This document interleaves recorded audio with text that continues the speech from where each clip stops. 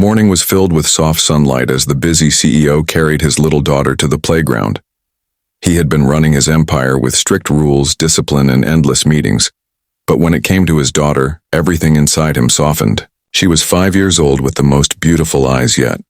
She had never spoken a single word since birth. Doctors had explained that she could hear perfectly, but for some unknown reason, her voice never came out. Some suggested it was trauma, some called it selective mutism, but no therapy, and no effort had worked. The father carried the guilt as if he was the reason her voice was trapped. He held her tiny hand as they walked past the colorful swings, and the laughter of other children filled the air. His daughter gripped his fingers tighter as if the world around scared her. He knelt down, brushing her soft hair back, and whispered, with the gentleness he rarely showed to anyone else, "Daddy is here, princess. Do not be afraid." He lifted her onto the swing and pushed lightly. Her face brightened with a small smile, her silent laughter making his chest ache. He wished more than anything to hear her say, "Daddy," just once. As he watched her swing back and forth, he noticed another child standing nearby, a boy around the same age with messy brown hair and an energy that seemed boundless. He approached without hesitation, unlike most kids who stared at the quiet girl and then lost interest. The boy looked curious. He asked, "What's your name?" but the little girl simply looked at him shyly, her hands gripping the chain of the swing. The CEO expected the boy to walk away as so many had before, but instead the boy smiled wider. "That's okay, you don't have to tell me, let's play." The boy began to push her swing gently, not too hard, not too soft. The CEO watched carefully, ready to step in, but something inside him told him to wait. His daughter looked back at the boy, her eyes wide. Then something changed in her expression. A spark of trust. The boy chattered endlessly, telling her about his toy cars, his dog at home, and how he loved running fast. The little girl listened intently, her lips parting slightly as if she wanted to join his world. But her father reminded himself not to hope too much. He had been crushed by disappointment before. Minutes passed and the boy suddenly asked, "Do you like flowers?" He picked a small yellow flower from the edge of the grass and handed it to her. She stared at it with fascination. Then for the first time in her life, the tiniest whisper escaped her lips. Yes, the CEO froze. He felt the ground vanish beneath him, his breath caught in his throat. His entire body turned cold and warm. At the same time, he grabbed the swing to steady himself. Had he imagined it? His daughter had just spoken a word, the first word in her entire life. The boy laughed excitedly. She talked. She talked. "Did you hear that?" he shouted. The CEO could not move. Tears filled his eyes as he knelt in front of his daughter. "Princess, say it again. Please say something again." The little girl looked at him, hesitating.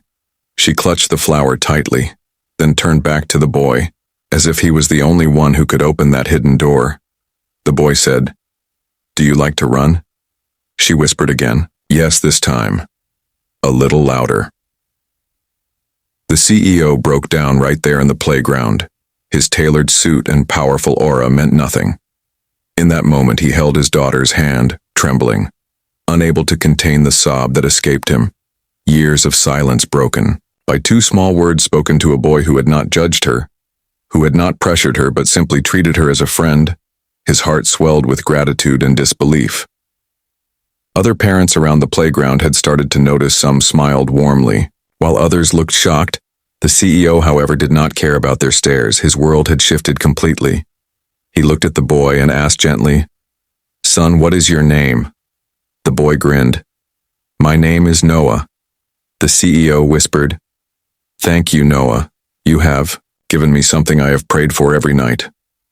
The little girl now looked at her father nervously, as if afraid she had done something wrong. But he kissed her forehead. "No, sweetheart. You have made me the happiest man alive." She clung to his neck, whispering another word, "Daddy." It was broken, soft, uncertain, but it was there, and it shattered the walls around his heart. He held her tighter than ever. From that day forward, the CEO found himself returning to the playground every afternoon. No meeting, no contract, no business deal was more important. He let his assistants handle the empire while he watched his daughter slowly blossom. Noah became her first friend, and the bridge between her silence and her voice, the boy never treated her like she was different. He never demanded explanations, he simply played, laughed, and encouraged her. And with each passing day, more words spilled out, shy but beautiful, like tiny treasures uncovered after years of searching. The CEO often stood silently, at the edge of the playground, humbled that something all the wealth in the world could not buy had been given freely by the innocence of a child he knew he could never repay, Noah. But he vowed he would protect that friendship forever. His daughter was no longer trapped in silence.